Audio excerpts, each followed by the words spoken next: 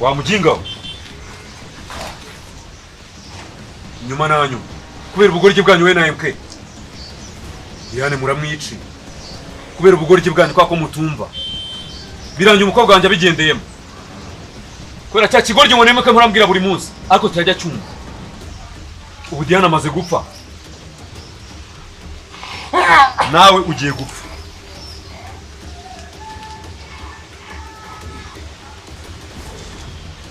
nawe ubwawe ntabwo uva hano bamujinga nabwiye ko nakuze imyaka nguhize ariko nyuma na nyuma umunsi birarangiye Demon mwica uwo mujinga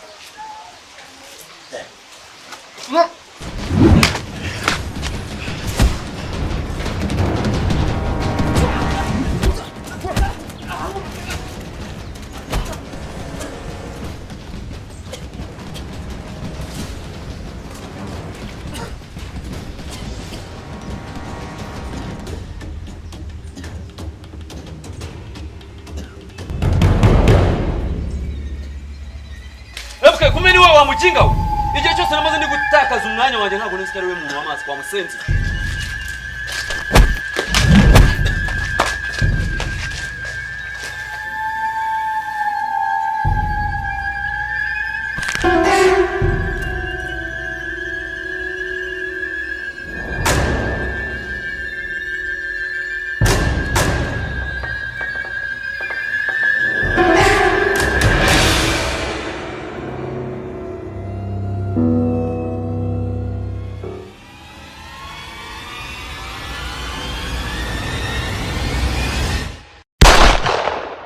Hello guys, ndabashoje n'umuhungu wanyu mumaze kurira finali ku musore umukire finali ya season ya mbere turi kubategurira na season ya kabiri mugomba gukurikira mu cyumweru gitaha igomba kuba yatangiye gusoka neza nkuko bisanzwe. Ikindi impamvu twakoze finali ya season ya mbere no kugira ngo season ya kabiri noneho yo ize irenze kurusha cyangwa se irimo ibintu byiza kurushaho. Noneho rero mu gihe mugitegereje season ya kabiri nago twabatereranye twabateguriye indi filime mugomba kwa mureba mu gihe season ya kabiri itaragira gute itarasoka. Iyo filime twabateguriye yitwa Umwanzuro iri kuri channel yitwa MK Original Family. MK Original Family nayo ni filime nziza cyane. Murabizi ntabwo tubasanzwe tubategura ibintu bibi ariko ahangaho nakarusho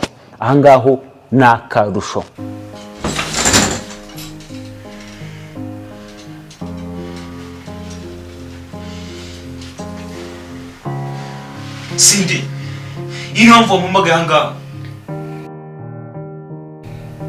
mpamvu wamumaganga muhera agahinda. Then soak. What? Then soak. What?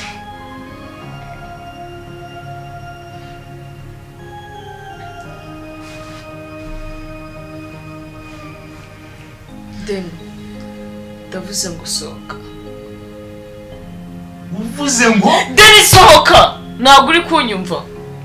sohokaga ibintu bari kubwa ntabwo uri kubyumva. Umwanzuro iri kuri channel yitwa MK Original Family niho mugiye kugenda muyikurikira muyitegereje umusore umukire season ya kabiri. Episode ya season ya kabiri zatangira mu cyumweru gitaha muzatangira kugenda muyikurikirana nkuko bisanzwe nkuko musanzwe muyikurikirana muri kuri channel inaho izaca izahemeze neza iteguye neza cyane ari nayo mpamvu twateguye finale ya season ya mbere kugira ngo noneho dutangire season ya kabiri n'amaraso mashya. Ndabizi neza yuko muzayikunda ndabizi neza yuko muzaryoherwa kubera yuko irimo ibikorwa bishyashya irimo ibintu bishyashya gusa. Ariko mbere ko tugeraho ngaho filime nabategura mugiye kuba mureba kugira mugiye mu stage season ya kabiri irarenze n'ubwo ngo irarenze naye ndareba nkavuga ati iyi ni filime ndareba nkavuga nti iyi ni filime papa ndareba nkavuga nti iyi ni iki ni filime bayita Umwanzuro. Jya kuri channel yitwa MK Original Family nkuko ndi kuyikwereka genda nduke Umwanzuro episode 1 uza guhita uyibona hanyuma utangire uyirebe uyisharinge n'abandi n'inshuti zawe kandi mukomeze muryoherwe n'ibyiza tubagezaho.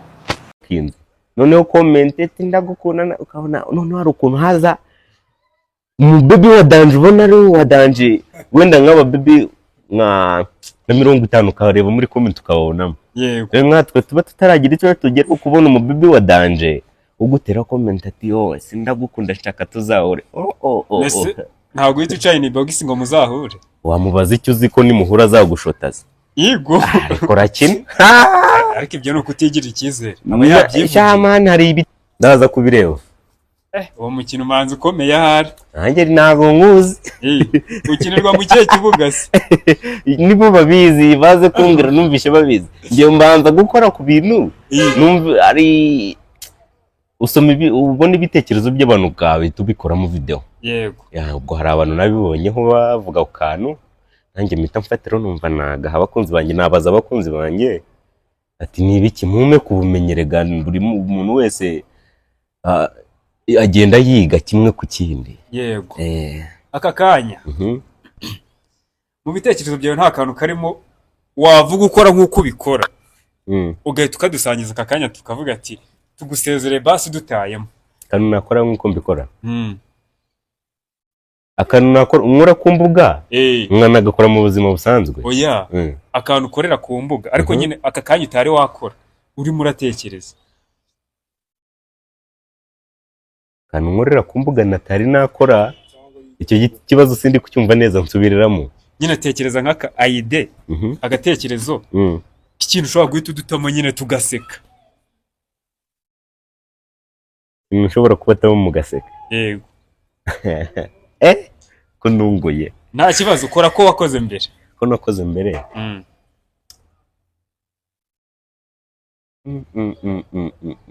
No kumenyera gukora uri wenyine ni indwara. Yego. Ni indwara. Ubu kubera ko mari bise bikubangamira. Oya nago bimbangamiye. Ubwo ari ahantu ugera bitewe n'ibintu utari wakinjiramo ukishakisha mu mutwe ukabona ni byinshi ariko ukabura icyo bitama ariko mumbabarire mugende murebe kuri izo mbuga abantu mwe murabisanga. Munyorohereze. Ubutaha nzagaruka noneho nje nabishize ku murongo. None muzareba ikiganiro museka. Yego. Kabarira reka tugushimire ko witabira ubutumwa. Murakoze cyane byari byiza. Ariko se reka mbabaze. Nicaye hano amasanga n'akantu munyakiza. Aragicano nagigabura. Turacyaruhana ko. N'abantu mwe murabona ibintu turi gukora ko nta kintu kiravamo. Ubwo rero mugire ko mugira turebe. Ubutari igihe nanjye hari akantu nzaba nagize namwe hari ako mwagize muzanyakira ubwo ngubwo. Yego. Utanzagaruka munyakira. Tuzakwakira turagusezeranya. Mubisezeranyije nde? Wowe Kabarira Manuel. Mwabisezeranyije abakunzi banjye. N'abafana nabo. N'abakunzi banyu kuko nge sinzi niba abakunzi banjye bari bundebe cyangwa ari abanyu. Bose barabireba. Ubwo ni mu gihe kingana ute? Tuzongera kukwakira. Cyangwa muzaba mwabonye ako kantu.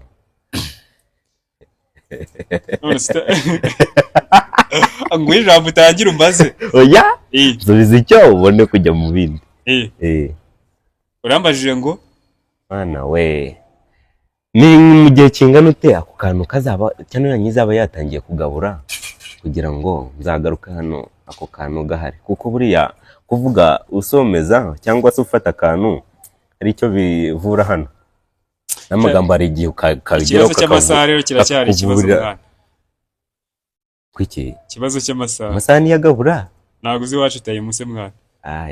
Ewe. Ngaho rekera aho ngaho ntari ibyo kutavugira. Ngaho tusoze cyangwa. Yego turagushimiye Kabarira. Murakoze cyane byari byiza. Uzongere mu numire. Yego twizere ko n'ubutaha uzagaruka. Nzagaruka ahubwo mwatinze. Ndataha ninshaka ninahe ejo mumbwire ngaruke ndi tayari. Yego. Wakoze cyane. Namwe mwakoze cyane. Byiza nanone ndagusuje ngo wayi kaze aho uri hose uteze amatwi FBA 155 TV. Njye nitwa Manishimwe Ikechuku, the power of God, the star boy cyangwa se the humble boy. Nakira abatumirwa batandukanye bafite impano zitandukanye. Uyu munsi rero ngiye kwakira umusore kabisa. Yari iteretse kuri Facebook na TikTok, yaragafasha ari kuri rwego yitwa Kabarira. Kabarira umeze neza? Umeze neza. Cyane. Cyane. Ibintu ni amahoro. Ni amahoro. Ako ubundi izina ritari Kabarira ubundi witwa nde? Njye nkoresha amazina ari ku mwirangamimerere haba ku mbuga cyangwa se ni Kabarira n'ubundi. Yego. Kabarira X3. Kabarira X3. Oya Kabarira Emmanuel. Okay, Kabarira rero ndakwakire kuri channel yanjye. Murakoze cyane. Uri kwiyumva ute? Ni uburyohe. Ariko kubera ari ubwa mbere ni kaburamo. Bintu yari ukiri kubikora bwa mbere bikugoramo gato ariko ndumva ndi bubishobore. Kabara rero umaje gufatisha imbuga nkoranyambaga Facebook na TikTok barakuzi cyane.